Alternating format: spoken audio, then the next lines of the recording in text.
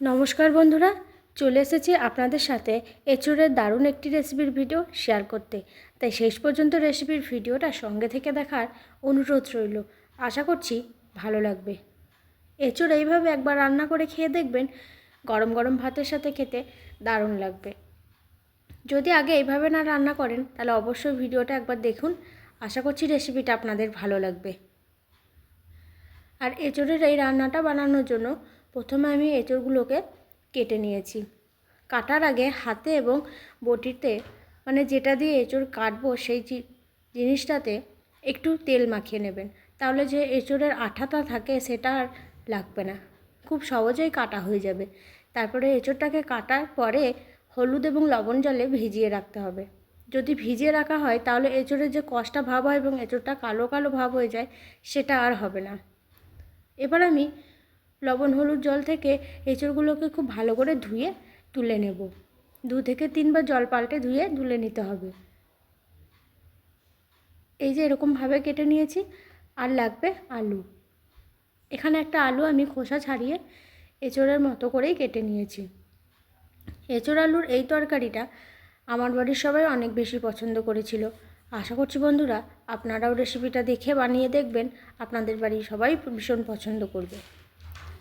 আর এখানে এঁচোড় আলুর তরকারিটা বানানোর জন্য বড় সাইজের একটা টমেটো নিয়েছি। এখানে নিয়েছি পেঁয়াজ, মিডিয়াম সাইজের একটা পেঁয়াজ, 2টো কাঁচা লঙ্কা, একটা শুকনো লঙ্কা, 1 চামচ গোটা জিরে একসাথে পেস্ট করে নেব। তার সাথে আদা, 5 কোয়া রসুনও দিয়েছি। আর এদিকে আমি এঁচোড়গুলোকে ধুয়ে জল ঝরিয়ে নিয়ে চলে এসেছি। তাই এঁচোড়ের রান্নাটা করার জন্য প্রথমে আমি এঁচোড়গুলোকে ভাপিয়ে নেব, হাফ সিদ্ধ করে নেব। তার জন্য গ্যাসের চুলা অন করে আগে থেকেই একটা কড়াই বসিয়ে দিয়েছি। তারপরে এঁচোড়গুলোকে দিয়ে দিচ্ছি। এঁচোড় রান্না করার আগে একটু ভাপিয়ে নিলে রান্নাটা করতে সময় কম লাগে। এবার এঁচোড়গুলোকে দিয়েছি, তারপরে দিয়ে দিচ্ছি লবণ। ভালো করে মিশিয়ে নিয়ে একটা ঢাকনা চাপা দিয়ে লো টু মিডিয়াম ফ্লেমে 5-6 মিনিট মতো সিদ্ধ করে নেব। লবণ দিয়ে এঁচোড়গুলোকে সিদ্ধ করে নিচ্ছি, যাতে লবণটাও এঁচোড়ের মধ্যে ভালোভাবে ঢুকে যায় এবং সিদ্ধটা হতে সময় কম লাগে। এবার আমি 5-6 মিনিট পর ঢাকনাটা খুলে নিচ্ছি। দেখুন এঁচোড়গুলো কিন্তু হাফ সিদ্ধ হয়ে গেছে। ঠিক এরকমভাবে সিদ্ধ করে নিয়েছি। এবার একটা ছিদ্র জায়গাতে ঢেলে দিয়ে জল ঝরিয়ে নেব।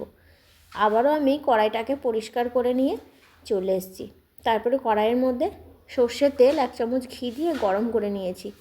এবার আমি আলুগুলোকে দিয়ে দিচ্ছি আর সামান্য পরিমাণে হলুদের গুঁড়ো দিয়ে আলুগুলো ভেজে নেব।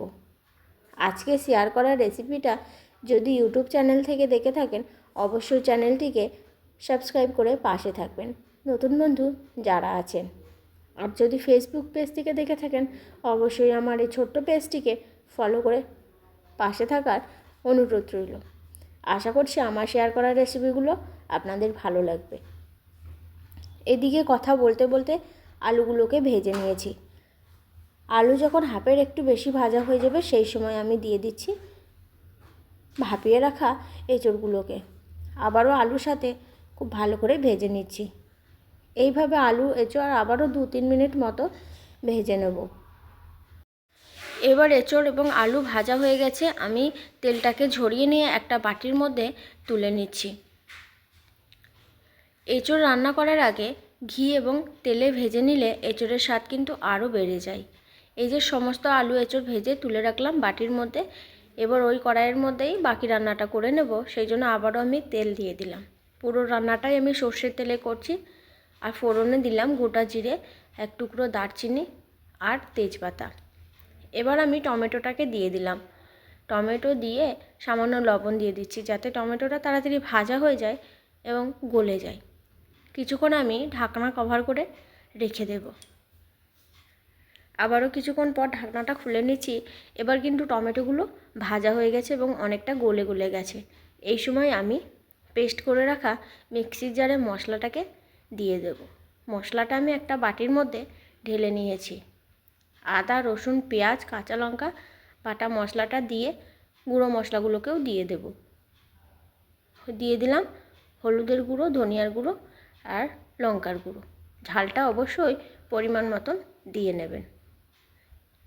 এবার আমি মশলাটাকে খুব ভালো করে কষিয়ে নেব। 3-4 মিনিট কষিয়ে নেওয়ার পরে যখন মশলা থেকে তেল ছাড়তে শুরু করবে, অল্প একটু জল দিয়ে দেব। জল দিয়ে আবারও কষিয়ে নেব। এঁচোড় আলুর এই তরকারিটা বানানোর সময় মশলাটা যতটা ভালো করে কষানো হবে ততটাই কিন্তু খেতে স্বাদ হবে।